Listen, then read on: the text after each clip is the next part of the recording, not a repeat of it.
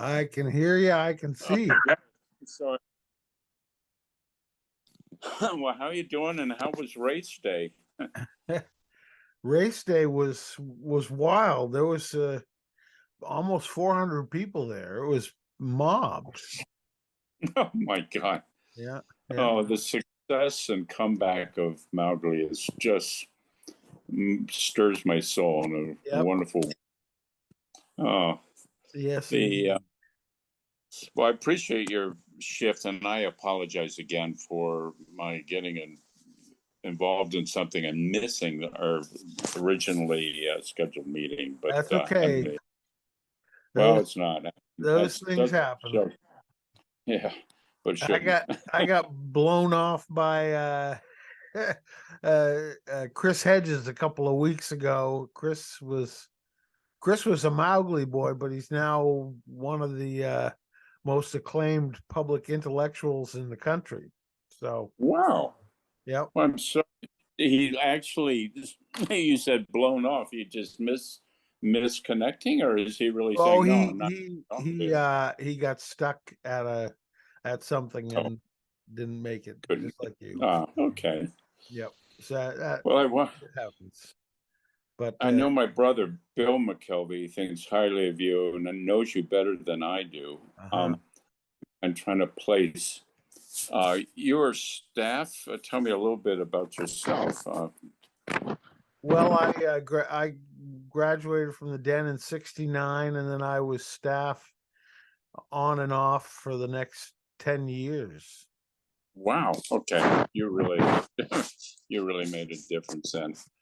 Oh, that's fantastic. Yep. Congratulations. Now, Well, do you have a questions you want to ask me or I'm so gonna forth? yeah, I'll ask plenty of questions, and I imagine you'll think of things as well. No, yeah. So, and please tell Bill hello, and I will make sure to include him in the next month or so, and Wonderful. that'll be fun. So I have the pleasure today of speaking with Bruce McKelvy. Um, eh, Bruce, tell us how it was that you came to Mowgli in the first place. Pretty straightforward. My father was at Elwell as a camper and then became a staff. Worked closely with Colonel Elwell and so forth. Then my brother went. My brother went as a cub for 1 year, and then went into back then. Blue was the 10-year-olds. Uh, Right. um, Toomai was the 11 years old. But anyway, and being 2 years younger, I joined Mowgli at when I was 10 and in Baloo, and then went through graduation. And so it's a family tradition. And then my brother's kids went, and his grandson went, and his daughter went to Onaway, which is a new thing from McKelvy's if you go back a few generations. Anyway, because there weren't girls, Right. and so that's and it was really special for me and for I think all of us, quite character building. It's just the that's the thing is that Mowgli doesn't change. I perceived the important items, the spirit, and the Mowgli rowing song says it all. Yeah. Swing, swing together. And so forth. So I didn't hear what year it was that your father was at Mowgli. You may have to ask my brother Oh, Bill. that's okay. If he was there, um, he was born in 1916, so that makes it like I guess 1927 Yeah, ish. yeah, yeah. But Bill is the family guru with genealogy. He Uh-huh. can the minute he got there. Right, right. And what was your den year? My 10 year was 60. I was there, of Was course. 60. Yeah, 56 through 60. Now I'm trying to remember 1960, was Charlie Walbridge in your den, or was he a year? Yeah, He he was. was a little younger, Oh, he was just younger. maybe a year or two younger. Yeah. So that puts Charlie and Dan maybe 61, 62, Yeah. something like that. Okay. Yeah. And Woody Laverack, do you remember Woody Laverack? I think he was probably a quiet Well, kid. Yeah. no, we had Woody Merriman, I'm and I see. sorry. I'm sorry. I just made a terrible error. Woody Merriman, of course. Woody Laverack is a friend of mine from over in Holderness, New Hampshire. Oh, So okay. uh yeah, I saw Woody Merriman yesterday, and when his dad was on the board of trustees, I visited his dad over in Vermont in the Oh, shadow of Mount Mansfield. oh gosh. Yeah. Now that sounds like his father was in Den with me then. Um, uh, the Merriman that I knew. Anyway, there's a Merriman that was through the years that I was at Mowgli was my age. So Okay. um, Yeah. There were Woody, some cousins and brothers that were yeah, within the Merriman family as well. yeah. Matter of fact, my father I think knew, of course, the Harts, Bill Hart Senior. Right. They worked together, and I think one of the one of the senior Merrimans. It's amazing. It's Yeah. really. So you were 60 in the den. So when did you arrive? What, It'd be 56. 56? And did you say you were in blue or you were? Yeah, blue. That back then, that's the 10-year-olds. I don't know why they switched that. Oh, I mean, my I can tell you the answer to that. thank. Because I was in blue the year that the switch happened. We had a very large group of Balawites, and we wouldn't fit into Toomai the following year. So Mr. Hart swapped the two dorms, and we had, so those of us who were there for both those years had 2 years in Blue and never had the opportunity to live in Toomai. Oh, you missed our dam building. Well, one of the high points is Toomai had the venue for building a dam. Oh my gosh! I became a civil engineer through building hospitals and everything, but that career started at Toomai building that dam. so so so you became a civil engineer, and that's how you started your career. Yes, yes. That is so funny. I was there. There's this fellow, you may have heard of him. His name is Dan Dennett. He's one of the great philosophers in the world, really. But he's a Mowgli boy. He was at Mowgli in the 50s, I believe, but it might have been even earlier than that. But he was telling me that Colonel Elwell told him he should be a philosopher. Wow. And sure enough, that's what he did. Yeah, he's Well, got, people we're just born with certain genes. I'm convinced, yeah. and they follow through. It's wonderful. What do you remember of Colonel Elwell? Oh my gosh! First of all, the epitome of Mowgli, honor. He's a military man, but not overly disciplined or anything like that. The real point was integrity, morals, and leadership, and solidness. Not big in words. I mean, this guy did not, the colonel did not preach and all this stuff. He just, when he spoke, you listened, and he taught me axemanship. Yeah. So that was, and he invented, I guess he invented the Mowgli way of carrying an axe with a blade behind you instead of in front of you and aside, because if you trip over a log, that blade's going to go in your leg. Well, if the blade's behind your hand, that's not going to happen. Right. And that's contrary to the American Boy Scout, probably. But anyway, so that in summary, and then he had a method of getting rid of the hornet's nest, and whoever got elected appointed or volunteered to hold the flashlight. He did this at night. Always got stung once because the bees went to the light, but he never got stung. But it was worth it. Big share. I never participated in such an activity. But anyway, such a solid leader, inspiration.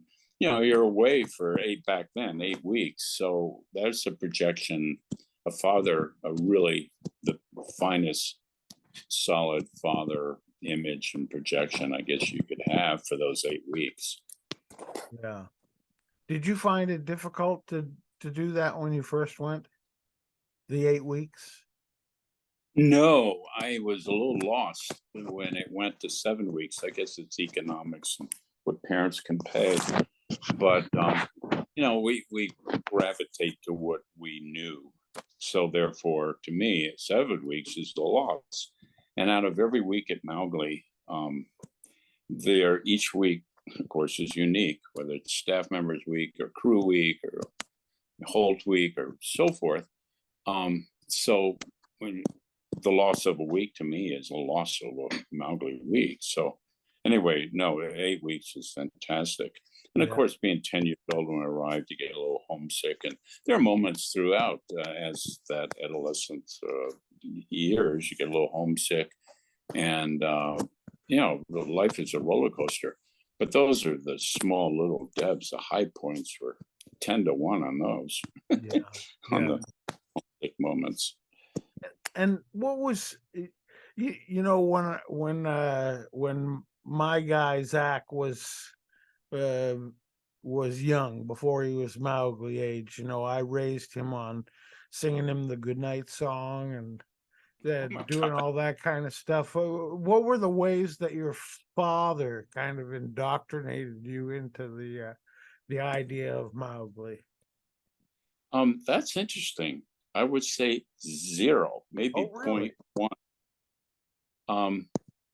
Whether it was his business, his school, it was like he just didn't share much. He was a big father image, you know, dedicated to raising us to morals and ethics and being motivated, having a sense of humor and so forth. And so he didn't talk much about his college experience, or I mean, it's almost 0. Mowgli, he probably talked more about than any other experience, frankly, because he was staff, and there's some neat experiences he had, and there's pictures of him. I think in the jungle house in the dining room. I can recall 1 or 2 that I remember. Steering a motorboat with a sort of a hand tiller thing that's on the gunwale of the boat. But anyway, that's anyway. So it's there's some friends, and he was there when Gray Brothers burned down. Oh, he was. So he was there with Wapanaya. Yeah, I think so. I'm pretty sure. Well, Wapanaya came the next year after it burned down. And I think a life was lost at that time.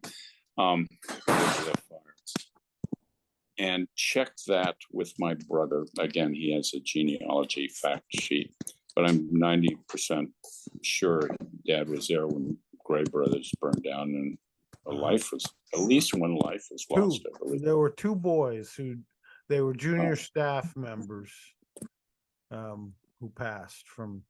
Oh, okay. Yeah. Wow. Yeah. And so you were also there after the colonel turned over Mowgli to Kingsley. Yeah, to Darwin P. Kingsley. The third. Boop, boop. I mean, that's a Mowgli song that's not meant to be in the book. But that's what I'm saying. But anyway, yeah. And he did a good job of continuing on the tradition. Maybe I don't want to be out of school, but then Adams took it over. Right. Yeah. And start changing some deep traditions and motivational tools. And I'll get into it. Adam Sungley said, kids shouldn't be subjected to competition. And I believe that healthy competition and support is very good, not overly, Sure. negative. The Mowgli way is swing together for, for the best of the crew instead of yourself. So I think the Mowgli in the competition was focused on self-betterment and growth. And that level of competition or type of competition, I believe in, is really healthy in developing character of the boys of Mowgli and young men or people of all, female alike. And Adams came along and said, well, we can't have competition. And my last year in Den, I won the Slaymaker Award, which was very meaningful to me. And he said, oh, well, I think the head of the rifle range said, good God, we got to at least give them a certificate. So they sort of wrote on another birch bark and gave that to me, but I did not go home with a rifle.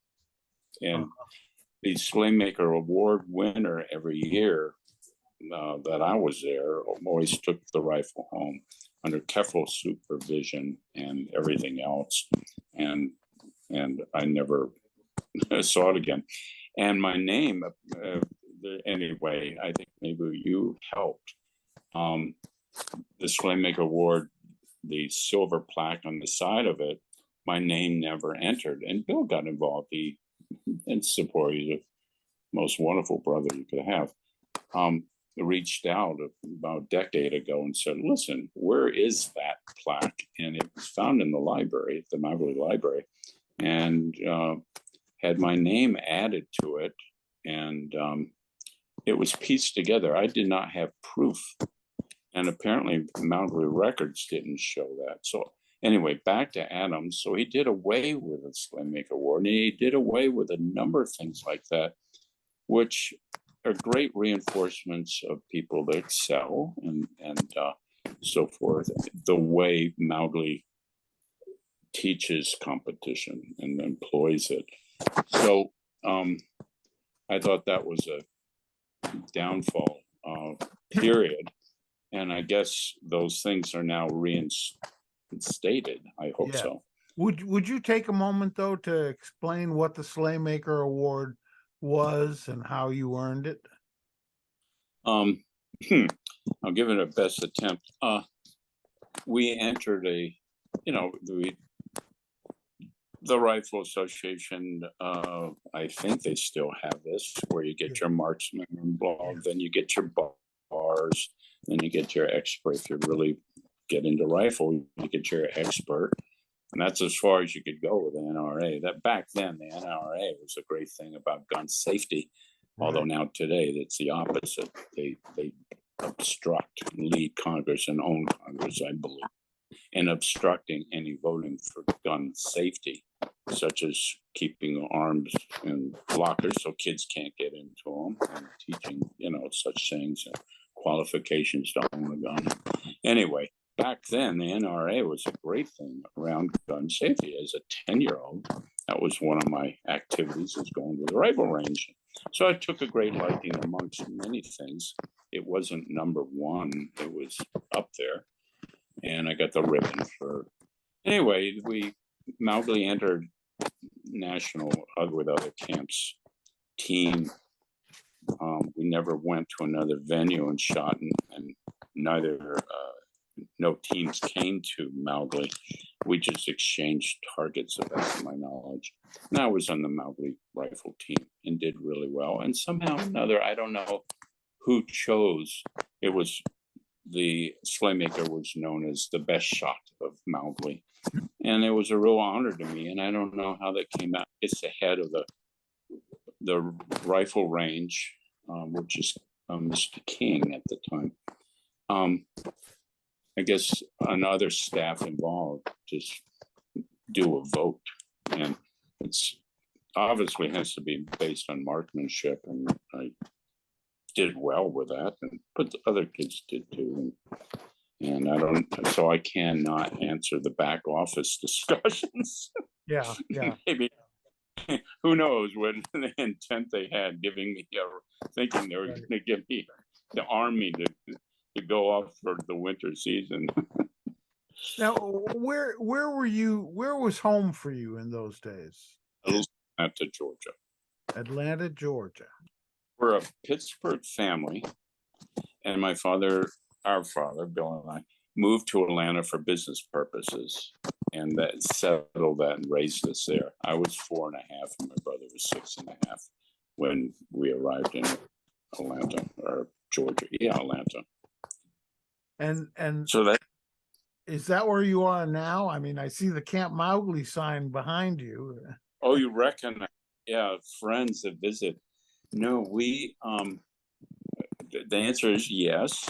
We now spend about 2 or 3 weeks in the spring in Atlanta and 2 or 3 weeks in the fall. And that is whittled down to that. Still, my spouse, David Moak, yes, I am gay and very happily married. It was a perfect match. But my spouse and I now own a condo in Atlanta, so that is when we downsized from a house, and that was a few blocks from where I grew up. And so yes, I maintain a home in Atlanta. That's our stake in the United States. Right now, to answer your question, this sign and where we are is in the Georgian Bay, Canada, and we're totally off grid, but we put in a solar system, so we have refrigeration, lights, everything else. Internet. This internet is brought to you by the Rogers cell phone technology. There's no wires to the island. We have a small island here. Humbly fortunate that the water is it is Newfound Lake is the best way to describe it. The granite, the trees, the white pines, everything. It's Newfound Lake. We swim. First thing we do every morning we get up, we swim over to the next island, which is only about 60 meters from us. That island's very close, and we come back and swim back and have a cup of coffee, and then our winters are spent. We're really blessed in a ski resort in Switzerland, and we now have a Swiss permit, the B permit, that allows us to stay more than the Schengen 90 days. So we are there now spring, winter, and fall. And what replaces our skis during the spring and fall is e-bikes. And we ski all winter. We probably ski 5 days a week or whatever. So hopefully that's a terribly long answer to no, that's it's a wonderful answer. One of my favorite things in the world is powder skiing, and you get plenty of that. I powder skied in probably 20 years, but the skiing conditions are fantastic where we are, and we're in a village, Stad, and anyway, to be here in Canada, if Mowgli gave me the ability to be here with confidence, the waters, Newfound Lake, the foliage, the animals, how to survive if lightning takes out our electricity, we're back to where we were at Mowgli and on a camping trip, So right. So when you first, what do you recall of your trips that you did from your early years at Mowgli? Oh, of course, they started out small and so forth. Day trips, climbing Bear Mountain, the sort of thing a 10-year-old would do. And it was funny. I never climbed Cardigan. Try to figure out how. I weaved out, and I wanted to, but by the time, senior year, or den year, excuse me, I was in the Washington squad and so forth. So somehow, as a one year, my brother and I think we came to visit my brother's kids, my niece, my nephew, and I looked at Bill and said, "Let's go climb Cardigan. I've never climbed it before." He about fell out of the car, and how could you go to Mowgli and not climb? Anyway, so all those hikes and some of the trail clearing and the great things Mowgli does for the Appalachian Trail network are and connecting trails. But the camaraderie and we had not Jim West, who was the wonderful staff member of Cherokee after West, with Mr. Johnson. Oh yes, yeah, Mr. Johnson. And he had a little contest. You fill your mouth with water at the beginning of the climb up a mountain, and you had to spit it out when you get to the top. And whoever could do that. Oh, I love that story. That's the first time I've heard that. But guess what? When you spit it out, it's just froth. It looked like a mad dog. A lot of the kids took that on. But gosh, he was such a model person for being on time, responsible. Again, not many words said, but so respected. Well, the West boys were at Mowgli at least one or two of those summers when Mr. Johnson was there, because Jim West, who was in Toomai in, I want to say 57, but I think that's right. Sense. I think it was there while I was there 1 year out, and behind me. Right, and his brother was in Den in 57, same year. Okay, bingo. Okay, so, and that would be Rick, who was W. Richard West Jr., the junior to Wapanai. Okay. And I think Wapanai actually, did he come during the summer, one of the summers that you were there to do some work? May have, but I meet him. Mr. Johnson ran the Native American programs, and I did not. You could learn how to proper make the various dress things people wore. Right. I've always remembered that he said, anytime you see a Native American today and dressed and they have red, that's false. Red was not a color because our natives did not have anything that could produce red that would stay red. Blood turns brown, the flowers turn brown. So I've always remembered that. But anyway, yeah. Well, I believe that Mr. Johnson came to Mowgli through Chief West, but I don't know whether he was a student of Chief West's at one of the universities where he taught, or just friends. Yeah. But anyway, he taught me. I was a good swimmer. So I got my white ribbon in Toomai, which is the 11-year-old. And the one item I couldn't do was the dive, off the floating platform, the proper, hold up a card and get a 10, whatever you had to do. And he said, Bruce, I will teach you to dive. We'll have sessions during, a quiet time in the afternoons. Oh, it was really, you can't, I assume this is still true. You cannot go to the waterfront if the sign is turned one way versus the other. And they said, I'll meet you there at 17 after at the sign. And he met 17 after, not 15 after, not 20 after. That was my first introduction to Swiss timing.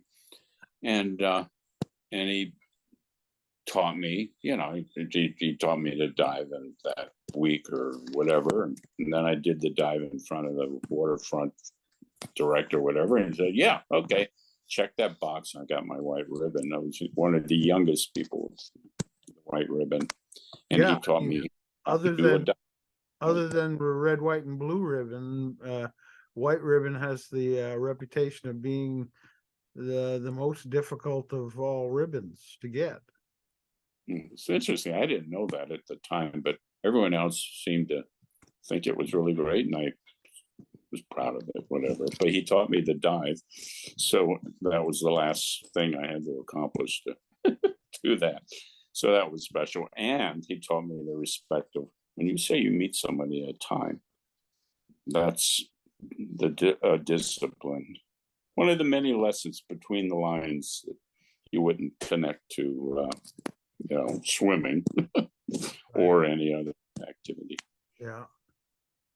And who are there boys and staff members that you particularly remember from your earliest years at Mowgli? Yeah. Close friend, we stayed close, although we, write Christmas cards to see each other maybe every 3 or 4 years, is Rick Perkins. And he just joyful, great kid today. You look back, yeah, we were kids. He won the tennis, and I got the rifle award, as I previously mentioned. So we were sort of both felt accomplished, Danites, whatever. And the whole group of all of us, and Dan, most of us had come up through since starting in Blue. I mean, it was an amazing group. But Rick is about the only person I keep in touch with. The Facebook thing, of course, we all can keep up with Charlie Walbridge and Wes Pullen. And Wes, is active, but that's thanks to Facebook. I feel Facebook is a two-edged sword, and that's what part I treasure is people I would not be in contact with if it wasn't for that organization. So anyway, I think that answers your question, hopefully. Yeah. And who was Mickey Smith there? No, I don't. No, okay. Would he have been staff? He would have been trip master, but I can't remember what year he was. Oh, Mr. Smith. Oh, yeah. See, we didn't know first names. Oh, right, of course. Mr. Smith, yeah, he was the trip master. That, as you say, that's the red, white, and blue ribbon, right? Brown ribbon and green ribbon. Green ribbon for camping, brown ribbon for hiking, and the wolf's paw. Oh, okay, yeah. Anyway, yeah, Mr. Smith was trip master, I believe. Yeah. Talk about responsibility in running a division of a camp. Good Lord. Yeah. It made for some it's a lot of responsibility. I mean, other than there's really 3 jobs at Mowgli that cause gray hairs to grow very fast, and one is the director, one is the water master, and one is the trip master. I forgot about the director. Yeah, of course. Did you ever end up on Colonel Elwell's porch for misbehaving? No, I missed that opportunity. It was I didn't get in too much trouble. I remember I did something, and the staff member, they were really smart about. So what they made me do is go up and take a cold, back then showers. I don't know what they do now, but anyway, the showers, the cold showers. You took a shower with soap because you had soap every day, but once a week we had showers. And then when you're done showering, you had to stand in the cold shower to close your pores or whatever. And the punishment, I had to go barefoot up from Toomai, jog up with him, of course, totally supervised, and just take the cold shower. Whatever I did improperly, inappropriately, I didn't do again after that. And he was good natured about it. You felt like, okay, you got to do this, and he was supportive. But no, I'm not sure. Go ahead. Now, Bruce, did they have the den mouse in those days? Oh yeah, of course.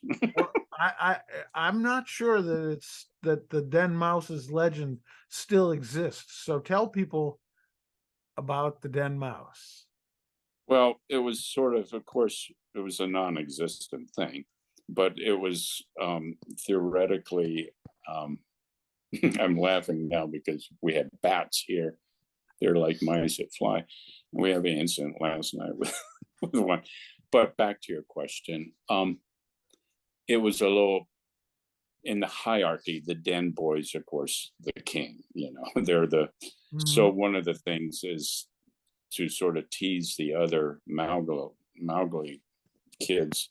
Oh, we have the den mouse, and it's going to track you down or something. I know very little about it. You're going to probably get them. You've got to get a better answer from somebody else, and then share it with me someday because it was the mouse that was never seen. And but Den has a pet, has a mouse, and some of the kids would, oh, could I see it? Well, we Oh, always, they got me early with it. I was in Blue my first year in the pack, and they said there's this little mouse that lives in the dust trap under the den. So they enticed you under the dormitory, and then oh, when you stuck your head underneath to look down into the dust trap, they would pour a big basin of water on your head. water on you. Yeah, right. Okay. Thank you for sharing that. I was wondering what the tradition. I never saw that happen. So that's fortunate from both sides. And I'm not into hazing, and I'm not into enjoying being a victim of hazing. So Now, anyway, let's finish up with your camper years. You were on the Washington squad, you said? yeah, yeah. Were you on a squad just the 1 year, or were you on a squad in This Pan? 1 year. Yeah. Matter of fact, this is another Adams setback. He tried to do away with the Washington squad. He said, "Oh, the kids that can climb Washington should be all together. You shouldn't have the Gopher squad." And and the other staff members stood up to him, and we ended up at the last minute having the Washington squad. I mean, that was another one of his socialistic stunts. Huh. Anyway, it was interesting. So I only did the Washington squad my den year, and I did not do the Gopher squad ever. And anyway, so that's hopefully answers your question. Yeah. Yeah. No, I mean, you know, you get mixed reactions from people about John Adams, and he, you know, generally speaking, most people just weren't particularly enthusiastic. But but they run the gamut, that's for sure. Yeah, And it must have yeah. been quite a difference from life with Colonel Elwell. But Colonel Oh, Elwell was still involved, wasn't he? you see him less and less. I think when Mr. Adams came along, it was a lot less. Uh-huh. When Kingsley was there, he was a lot more. I mean, he was doing Right. axemanship Right. and so forth.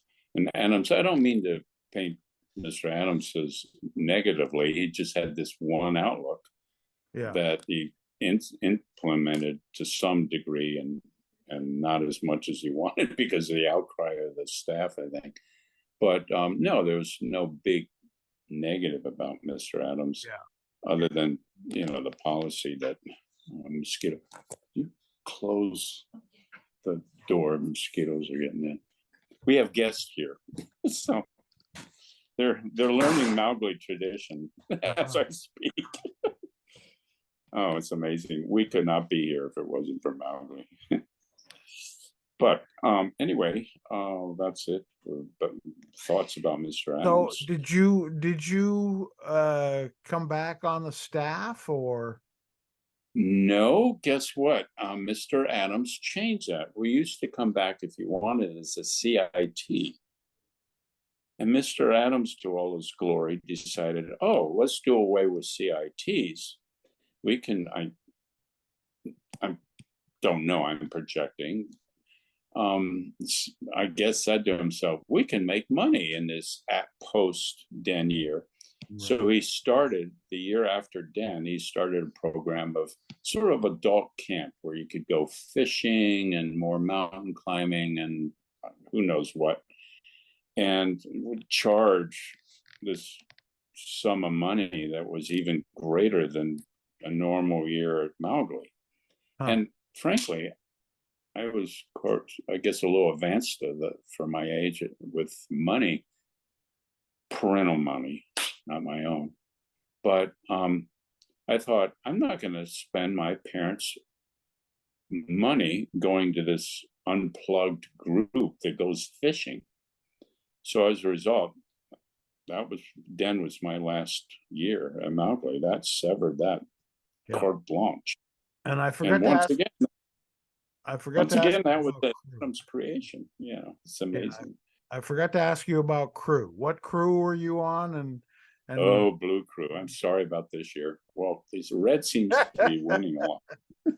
Well, no, I In think the recent decade. Blues are still ahead in the cumulative numbers. Band names, but oh, good. At least we're.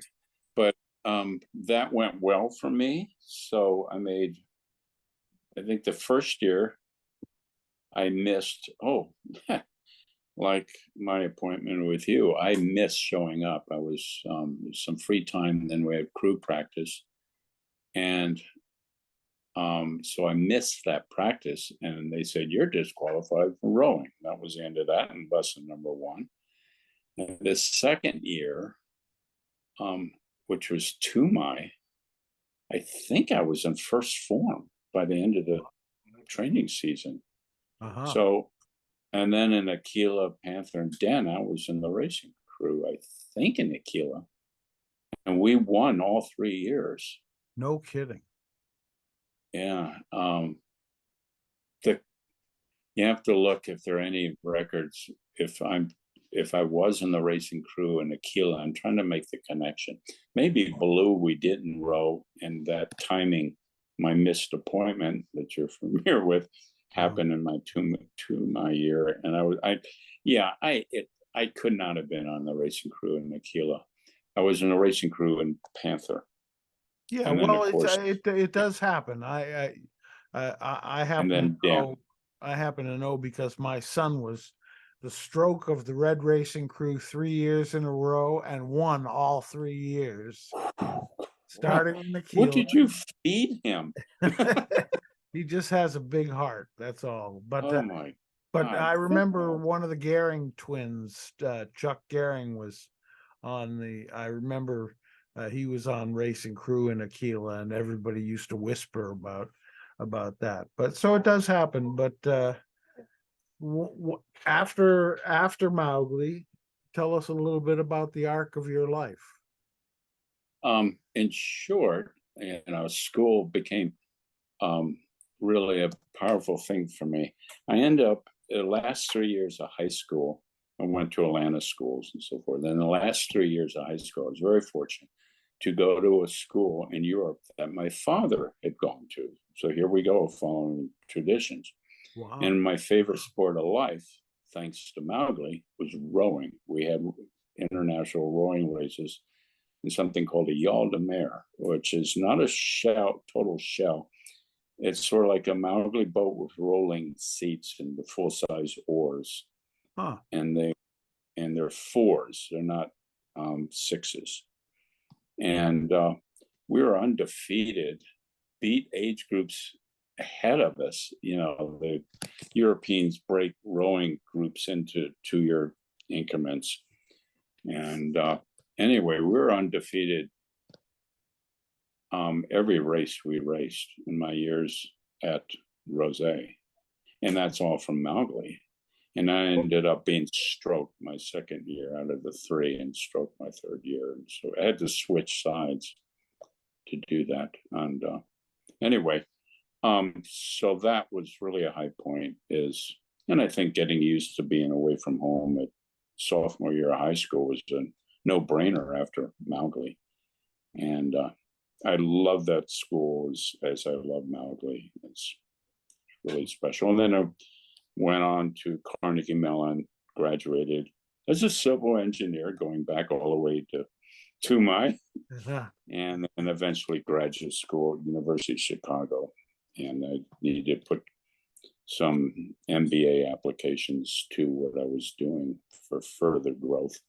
So clients, I joined Turner Construction. It's a very large, reputable Quaker original owner. It was a good match for me for morals and ethics. And the types of buildings I do, hospitals, high-rise downtown office buildings, college campuses, and all this sort of stuff. So I joined Turner for 13 years, I think, and then got an offer I could refuse from a firm in Michigan called Barton Mallow, continued building hospitals and headquarters and college campuses, so forth. And finally retired in 08. And 25 years ago, met my current spouse, and we've been together for 25 years. That's shocking to me. And we've been married ever since the Supreme Court said we could. And it's a perfect match. It's Wow, just, that's I'm great. the happiest person in the world. Yeah, So that's great. So what was the name of your high school, Bruce? one word, L-E, Rose, and it had two campuses. It's in Switzerland. One down in Rolle, which is halfway between Geneva and Lausanne and Lake of Geneva. And the other campus for the winter was up in Stad, which is a small ski town with super skiing around it. Uh-huh. And then spring and fall, we were down in Rolle, and the winter season, we were up in Stad and skiing our brains out and skating and stuff. If you wouldn't mind sending me the spelling on the kind of boat that you were rowing, because I think I'd like to use that as a teaser on the Mowgli webpage as a teaser for your upcoming podcast. Just Yole. Why? Boy, I don't know how to spell Yole. Yole, separate word, deMer, deMer is sea. Yeah. Mer is sea. Yawl is a boat type.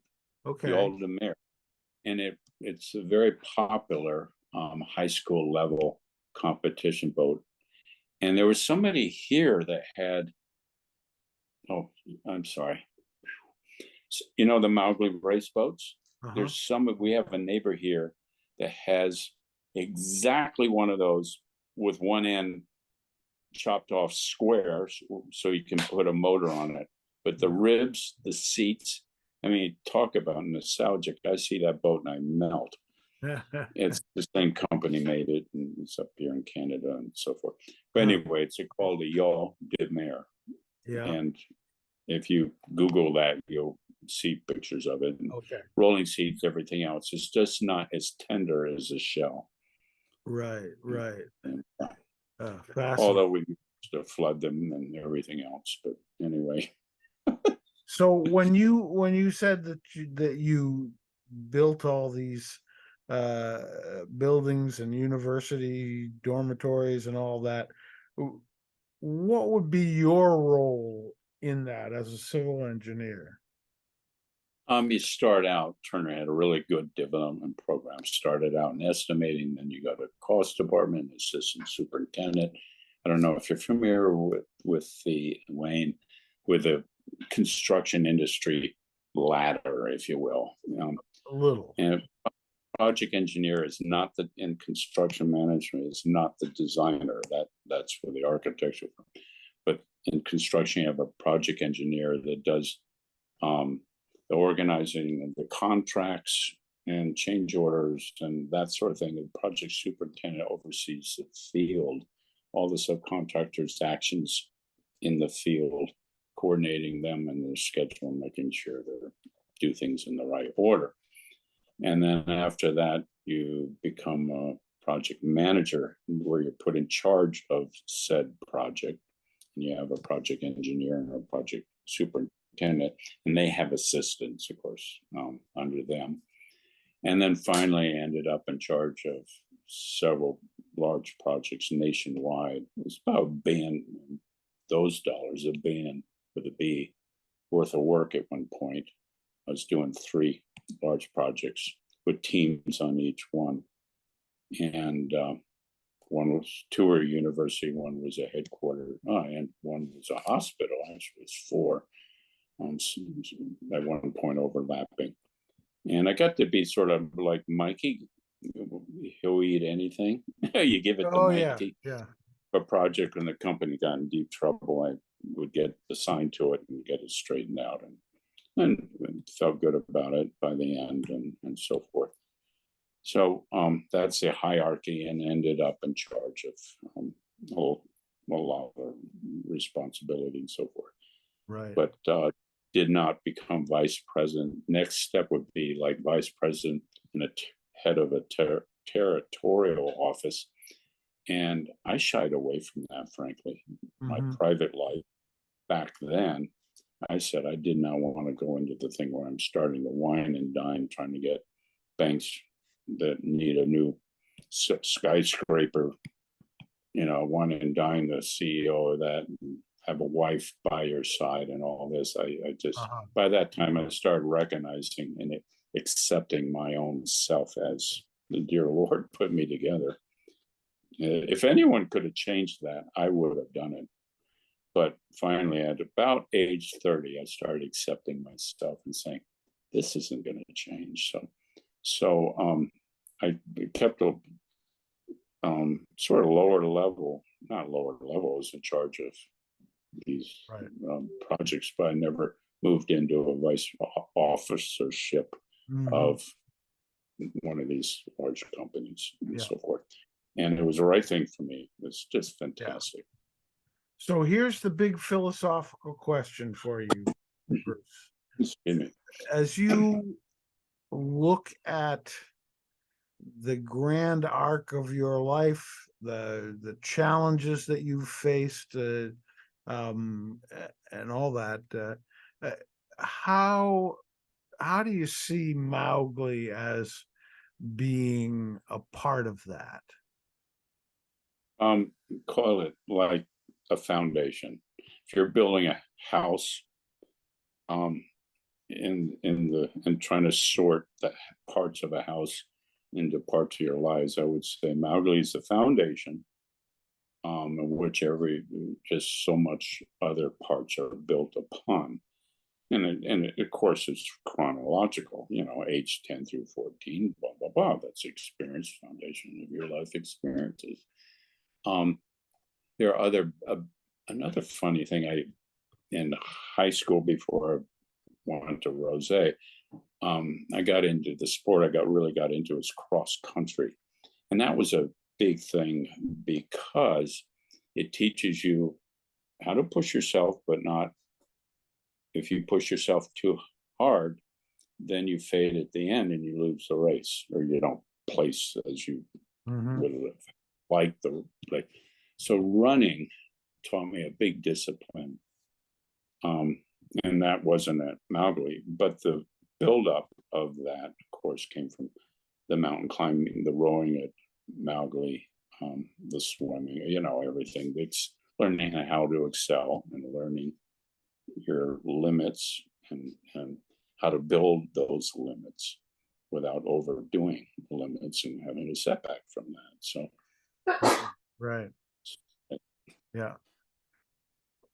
Well, Bruce McKelvy, this has been really fun to reminisce with you.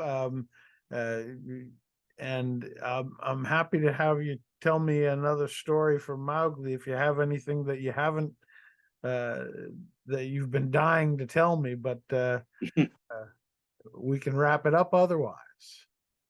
No, I think you got it's 1,000 pieces and so forth. So many good times and so many meaningful times with people, and the guidance, the staff, everything is top notch. So, I mean, I really appreciate, Wayne, you're putting this together. It's really great because I think it's got to help further and deeply keep the Mowgli spirit going. Yeah, it's fantastic. So thank you from all of us. Thank you. It's a labor of love, but I enjoy it immensely. And you have been with Mowgli at many of the touchstones in the history of the place. So thank you for your loyalty to the Brothers of the Pack, and good Yeah. hunting. Good hunting. Yes, good hunting to you as well. Okay. All right, take care. Bye Take bye. care.